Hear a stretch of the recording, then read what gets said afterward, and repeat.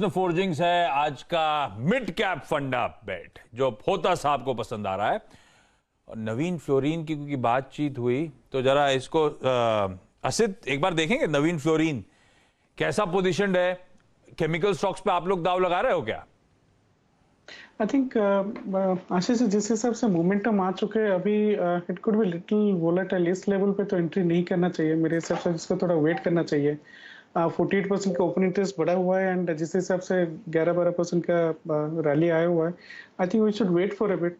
No trade, no fresh trade right now, so I avoid the stock Navin Fluorine right now.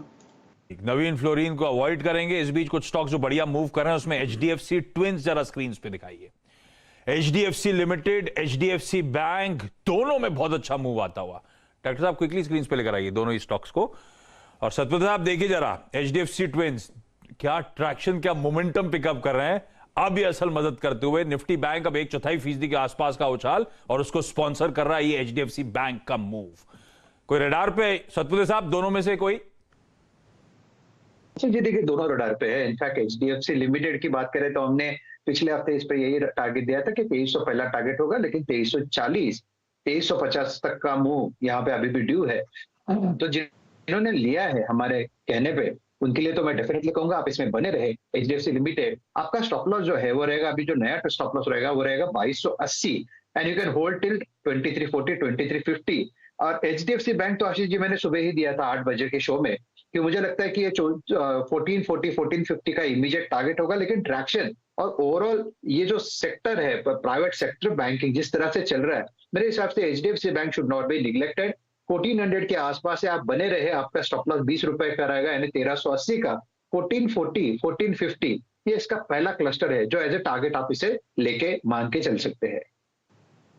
रखिए भाई radar पे HDFC limited. हाँ पिछले हफ्ते भी चर्चा हुई थी और आज फिर रडार पे आता हुआ। आज सुबह एचडीएफसी बैंक आपका प्रेफर्ड ट्रेड भी था शायद, है ना? सुबह का टॉप कॉल था 8 बजे यही दिया। तो अब एचडीएफसी लिमिटेड की बारी। दोनों ट्रेड फिर बढ़िया ग्रिप में आते हुए अच्छा मूव दोनों ही स्टॉक्स में। अच्छा ये हफ्ता इवेंट्स के लिहाज से बड़ा इंपॉर्टेंट है और इसमें सबसे इंपॉर्टेंट एक इवेंट जिसके लिए नीरज जी बैठे नजर आएंगे। नहीं कच्चा तेल अपनी जगह है। ये अब तो नीरज जी ना सब्जी वाले से मतलब दुकान वाले तेल ही मांगते, लोग लगता कच्चा तेल मांग रहे हैं। इस तरह से पोजीशनिंग हो चुकी है भाई। वो फेड की मीट सब तैयारी कर रहे हैं ग्लोबली, सब उसी के लिए पोजीशन कर रहे हैं। वेडनेसडे को आनी है, वेडनेसडे रात में, वेडनेसडे 11:30 बजे हमारे टाइम। हम लोग सुबह पता चलेगी। आपको जो पहले पता चलेगी, हमें सुबह पता चलेगी। आप तो देख ही लोगे रात में, पहले जान के भी क्या कर लोगे। ये बात भी सही है, जल्दी क्या है, सुबह उठ के पढ़ ही रहते हैं। क्या करूं एक्सपेक्ट भाई। अब तो 75 और 1 से डर लगना बंद हो चुका है, इतनी आदत में डाल दिया फेड ने।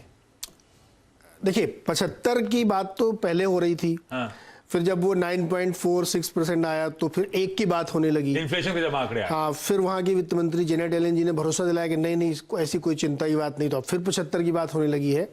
तो अभी तक 75 की बात चल रही है, लेकिन अगर 1 कर दिया उन्होंने तो फिर थोड़ी सी बाजार को दिक्कत होगी।